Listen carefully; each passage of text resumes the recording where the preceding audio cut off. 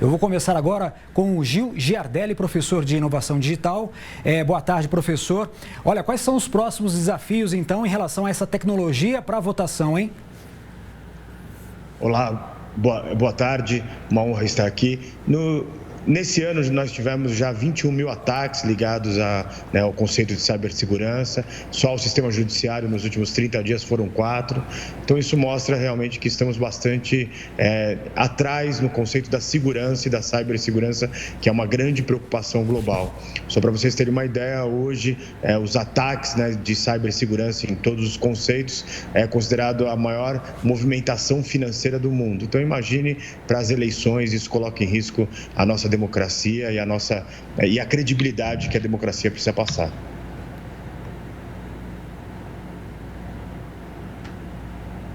Obrigado pelo tempo para bater esse papo e explicar o funcionamento dessa urna eletrônica, principalmente nesse momento que a gente viu há pouco mais de uma hora o presidente da República falando sobre a possibilidade de um sistema fraudulento envolvendo essas urnas e também para que votos fossem alterados. Ele defende até a volta, na verdade, o recomeço desse voto no papel aqui no Brasil. O senhor falou desses ataques que aconteceram, mas só para ressaltar para quem está em casa entender, o senhor vai conseguir explicar melhor do que eu, essas urnas, elas não ficam em rede. Então, os hackers que tentam acessar o sistema não conseguem chegar diretamente até elas.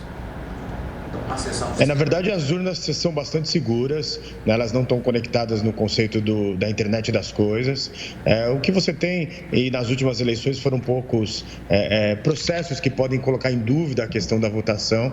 Eu acho que a sugestão do presidente da República de ter ali cada um seu comprovante, eu acho que ele é inviável pelo custo que seria isso, nos mais de 100 milhões de eleitores. O que nós precisamos desenvolver é o conceito de que se possa fazer auditar esses votos de uma forma rápida, da mesma forma que você apura, auditar deve ser algo rápido, não demorar mais de 30 dias ou 60 dias. Na verdade, o Brasil está dando realmente mostrando para o mundo quais serão os caminhos da democracia direta, da democracia digital e da democracia aberta, porque o futuro de tudo isso é que a gente, em breve, poderemos votar o que nós desejamos para a nossa rua, para o nosso bairro, para a nossa cidade, e simplesmente usando aparelhos celulares ou outros aparelhos. Então, eu acho que não devemos colocar em credibilidade as urnas, que elas já são provadas há muito tempo que são seguras, e sim colocar mais ferramentas para que elas tragam a transparência para todos. Professor, uma dessas ferramentas é a questão de uso do tablet ou do telefone na zona eleitoral. Parece que no primeiro turno das eleições, algumas cidades tiveram como testar esse tipo de sistema. O que o senhor acha desse resultado que tiveram por lá? O senhor acredita que as urnas possam aí caminhar para uma possível aposentadoria para usar os tablets nas zonas eleitorais? Eu acho que mais do que os tablets, não são os documentos, os aparelhos, e sim as tecnologias. Hoje nós temos uma tecnologia no mundo chamada blockchain, que está por trás das moedas digitais. E para a gente ter uma ideia, hoje você tinha lá atrás um problema muito grande sobre diamantes que vinham de locais onde tinha muita violência, que eram chamados os diamantes de sangue. E agora a indústria de diamantes conseguiu entender da onde veio o diamante, monitorar quem tocou nele, se aquilo foi compartilhado o dinheiro de forma correta.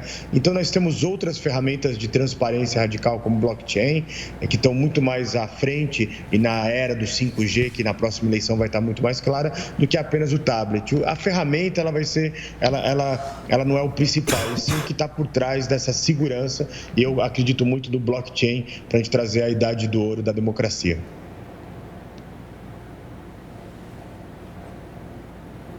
Para a gente conseguir esclarecer também e tirar todas essas fake news que ficam pairando no ar, a gente teve esse ano essa mudança, essa contabilização dos votos, que agora acontece pelo Tribunal Superior Eleitoral. Antes o TRE já fazia essa contabilização.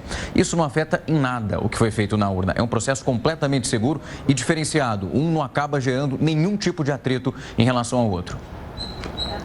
O que aconteceu ali há 2 semanas atrás, que atrasou em alguns locais 3 horas e em alguns foi até o dia seguinte, na verdade foi um ataque de um grupo liderado por um rapaz de 19 anos. Ele mesmo declarou que o grupo dele, que aquilo foi feito por diversão, né? Essas pessoas não são hackers, nós chamamos elas de crackers, que são aquelas que ficam quebrando processos. E nas declarações desse grupo que fazem coisas no mundo inteiro, disseram que era para mostrar como estava realmente vulnerável o processo a última etapa da votação. Então, o que aconteceu ali foi um conceito de a inovação tecnológica, nós estamos ali à beira do 5G, de sair de uma tecnologia que é binária, 0 e 1, uma tecnologia mais apropriada, ela precisa de processos empíricos, fazer, acertar novamente, e acredito que nós fomos muito vitoriosos quando, sim, houve um problema de 3 horas, em alguns locais um pouco mais, mas depois a coisa andou, aconteceu, e essa ansiedade, né, ela é algo que as pessoas ficam preocupadas, porque vivemos a sociedade imediatista, queremos acabar a nossa votação às 17 horas e já às 18 horas ter o vencedor. Eu acho que a gente pode esperar um pouquinho, e é melhor o nosso sistema do que o sistema, por exemplo, americano ou europeu, que às vezes demoram 90 dias para saber quem ganhou realmente. Pois é, professor, é sobre isso mesmo que eu queria falar com o senhor.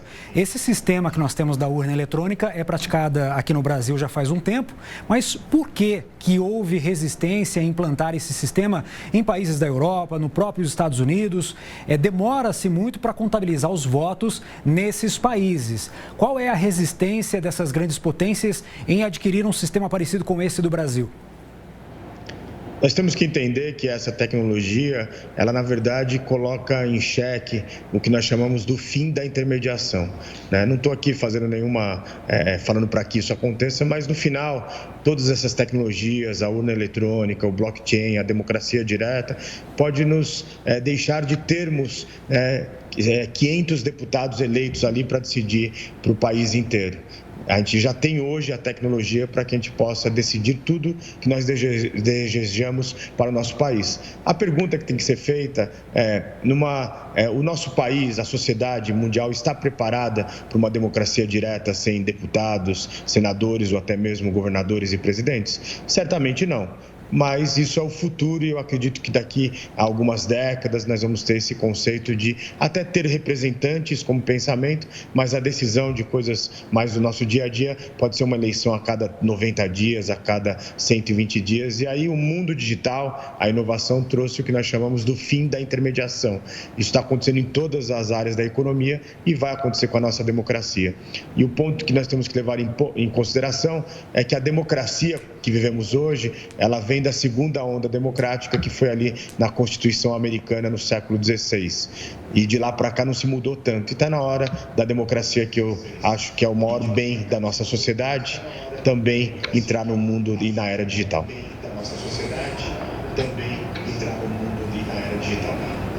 Doutor, eu vou insistir um pouquinho quando a gente fala dessas fake news. Eu lembro na eleição passada, a gente tinha alguns vídeos que acabaram circulando e mostrando pessoas imprimindo um papel como se na urna, que nem ainda tinha iniciado o processo de receber os votos, tinha ali algo registrado. Depois foi comprovado que era uma mentira e que era uma fake news. Até porque, eu queria que o senhor explicasse sobre a zerésima, que é um procedimento feito para constatar que nenhum voto foi registrado naquela urna antes dela ser colocada dentro de uma sessão eleitoral. O processo de checagem ele é muito sério, os profissionais que trabalham por trás de todo esse processo são pessoas sérias. A questão é que a sociedade vive hoje o que nós chamamos da onda da fake news e da onda da paixão pela ignorância.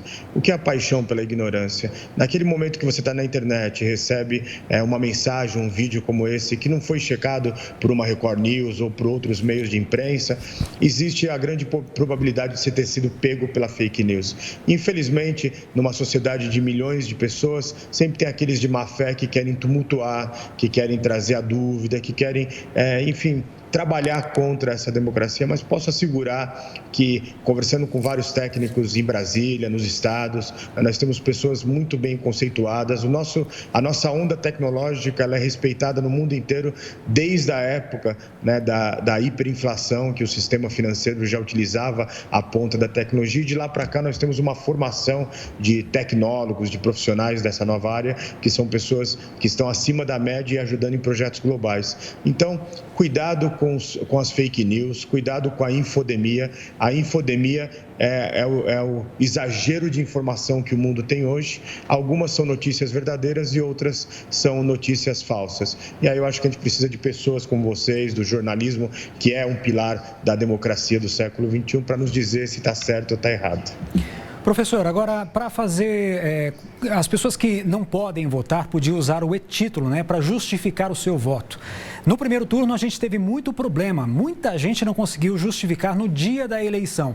E teve uma instabilidade no sistema, teve muita gente que não conseguiu nos dias seguintes também fazer essa justificativa por meio do e-título, o aplicativo da Justiça Eleitoral. O que o senhor pode explicar para a gente que tem acontecido nesse sistema? Sobrecarregou o sistema? Precisa ser melhorado, inclusive, esse tipo de aplicativo? Na verdade, o aplicativo eu estou utilizando, ele é muito bom. O que não foi mensurado era quantas pessoas poderiam entrar a cada segundo. E o que aconteceu no domingo passado é que foram milhões de pessoas simultaneamente, e aí faltou realmente o que está certo, temos que elogiar, mas nessa parte, como sociedade, como Brasil, a gente falhou porque não mensuramos que, enfim, algumas cidades, se eu não me engano, houve 30% de pessoas que não votaram. E essas pessoas entraram quase que no mesmo tempo, nacionalmente. Então, milhões de pessoas tentando acessar, justificar ou até mesmo ver a sua sessão, como eu fiz há 2 semanas atrás. Isso criou um grande congestionamento.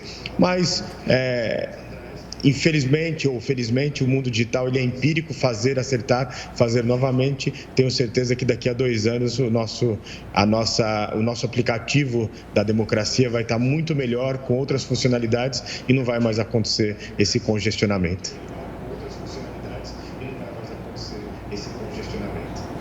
Professor, eu vou pegar um gancho que o Tiago falava sobre por que nós utilizamos a urna eletrônica aqui no país. A gente vê outros países de primeiro mundo e que não usam esse sistema. Muitas vezes parece que por que aqui no país de terceiro mundo a gente funciona dessa forma e o outro que é mais desenvolvido, com mais condições financeiras e também sociais, estão optando por um modo que parece ser primitivo. A gente tem alguns políticos, sempre aqueles que vão perdendo, questionando. A gente passou por isso nos Estados Unidos, onde lá é o sistema do papel, mas quando o candidato estava vencendo, não foi questionado. Mas a partir do momento que essas críticas começam a ser lançadas, a gente vai puxando demais esse fio e vai jogando na corda bamba a credibilidade de um sistema que nunca se mostrou ineficaz, pelo contrário, que funciona e até hoje funciona muito bem. Ineficaz pelo Se nós pegarmos o que está acontecendo em relação aos Estados Unidos, houve uma recontagem de votos e numa região que foram milhões de votos, houve um erro entre 700 e 1.000 votos. Então, dentro da margem de qualquer processo digital, de digitalização dos negócios, isso realmente está dentro dessa margem. Hoje, qualquer projeto digital que você fizer no mundo tem 99%, 99,9% de acertabilidade e 0,01% que pode ser algum defeito. Então, tudo o que está acontecendo, seja a votação no papel lá nos Estados Unidos, ou seja a votação aqui nas urnas, está dentro desse patamar. Se a gente for ver agora os últimos dados que o Tribunal Superior Eleitoral falou sobre urnas quebradas, também está dentro desse patamar. Eu acho que nós temos que ter muito mais do que fé, acreditar na tecnologia, acreditar nas ciências humanas e nas ciências exatas, porque o nosso processo eleitoral é o melhor do que temos na humanidade hoje sobre a junção entre ciências humanas e ciências exatas.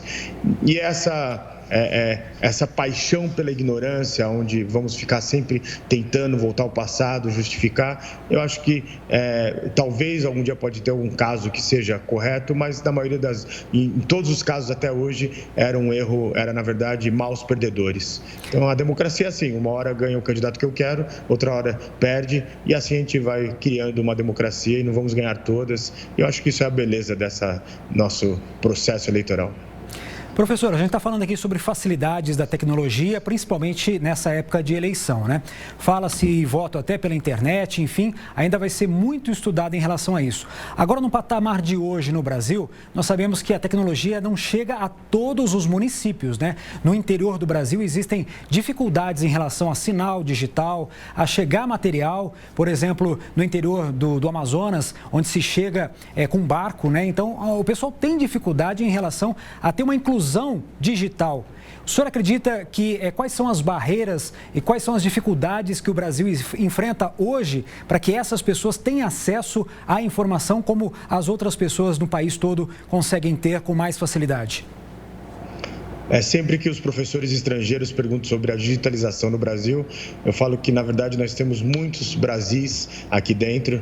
Tem um Brasil que tem aqui atrás um robô de inteligência artificial que trabalha na educação, e tem um Brasil, como você disse, com com a população ribeirinha que tem que, às vezes, pegar horas e horas de barcos para ir para a sua escola.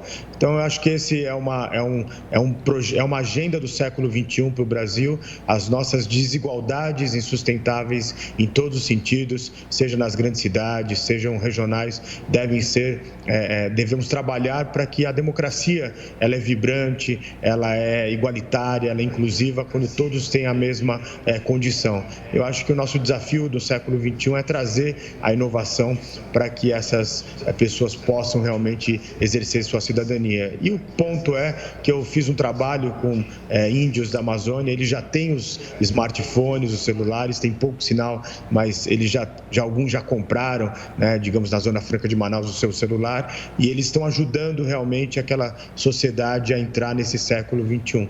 Eu acho que o 5G, que usa outros tipos de tecnologia e certamente em 2021 vai estar na agenda do nosso país, vai ser uma grande oportunidade para tirarmos para trazermos, né, para essa inclusão digital as pessoas que estão fora.